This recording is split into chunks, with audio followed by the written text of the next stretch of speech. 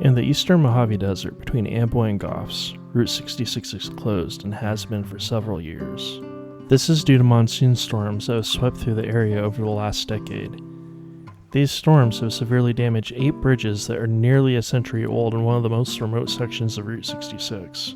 In today's video, we're going to explore what remains in this closed-off abandoned section of Route 66, including some ruins of towns that are no more, and some that are still standing. Some footage comes from other videos already released, but a majority is unused footage that at the time I felt wasn't enough to make a singular video. We're starting off in Ludlow, California.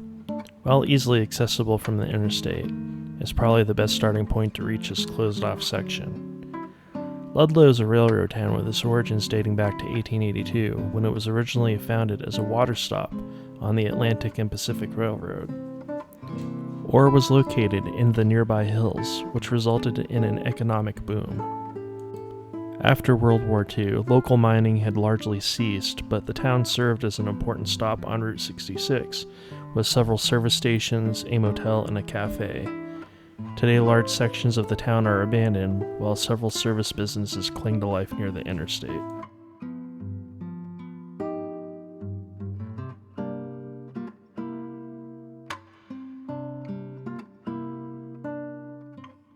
This leads us into Amboy. Like most of the towns along this section of Route 66, they all mainly have their origins with the railroad. Many of them were slowly dying by the turn of the 20th century. Then came along Route 66, the automobile, and the tourism that followed. Amboy was no exception. The town is located in an extremely remote section of the desert. Amboy is probably most well known for Roy's Motel and Cafe, and its iconic mid-century style neon sign towering over the desert. Just outside of Amboy to the east, before Kelbaker Road, are 2 marble hand-carved Chinese statues named the Guardian Lions. They appeared mysteriously sometime around 2013, but who placed them there is unknown. No one has claimed responsibility, and so they sit, just watching over the desert.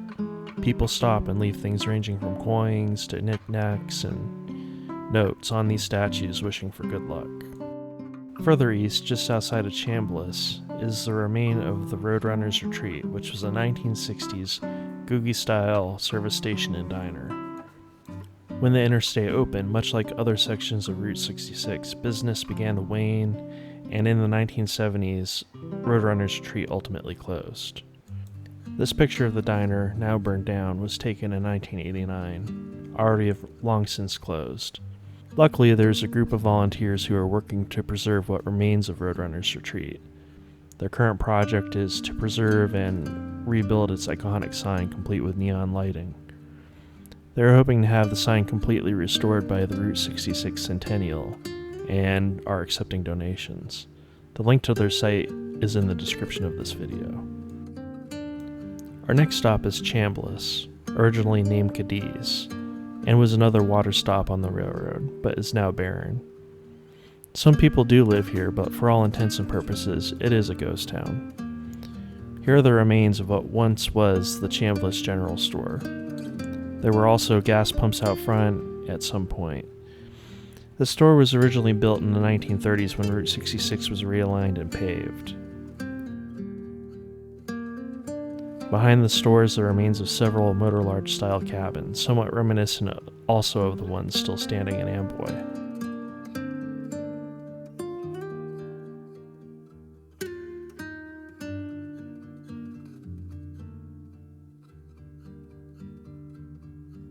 Cadiz Summit is just to the east of Chambless, but was an important place for overheating vehicles to stop after climbing up the hilly grades. There was a restaurant and a service station located here.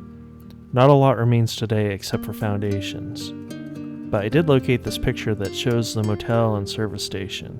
The restaurant is partially in frame to the left. I did find out some interesting things researching this location. The family still owns the land and they occasionally visit to remember what once was.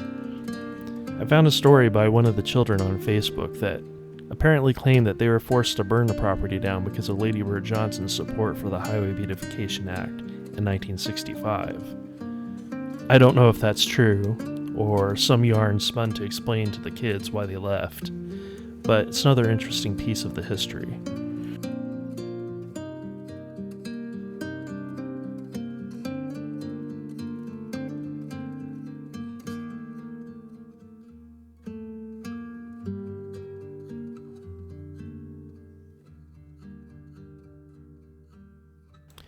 While exploring the area, there is some evidence that supports that the buildings were burned down. Scattered over the foundations, there are nails, screws, and other debris that usually isn't present if a building is just torn down. But today, all that remains is concrete, graffiti, and rock art left by passersby on the hills.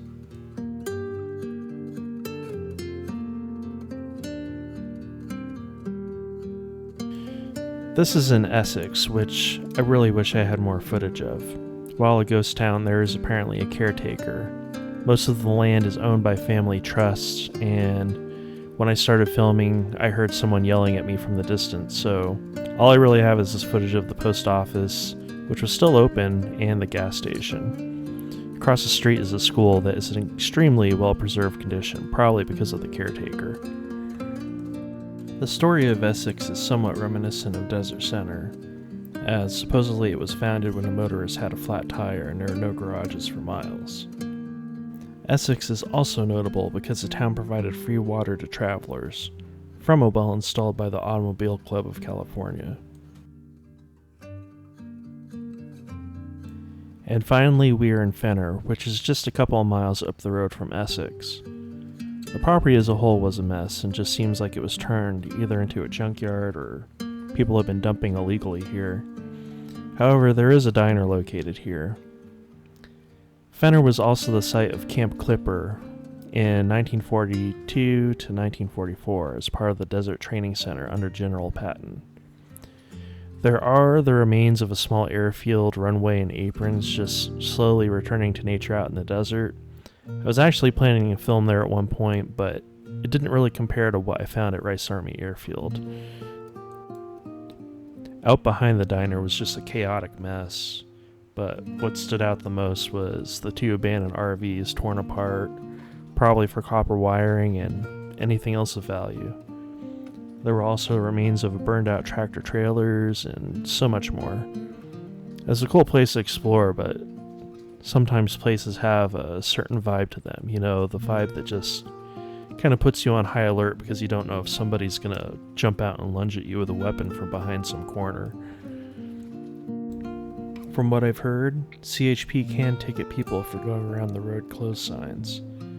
It seems unlikely, but this part of the desert is very remote and in some are deadly. I took the chance to see these places so you wouldn't have to risk a ticket or worse. If you're a new viewer and you enjoyed this video, I'd appreciate it if you hit the subscribe and thumbs up button. Also, please check out the description, as my Abandoned and Urbex playlist is linked. Until next time, thanks for watching.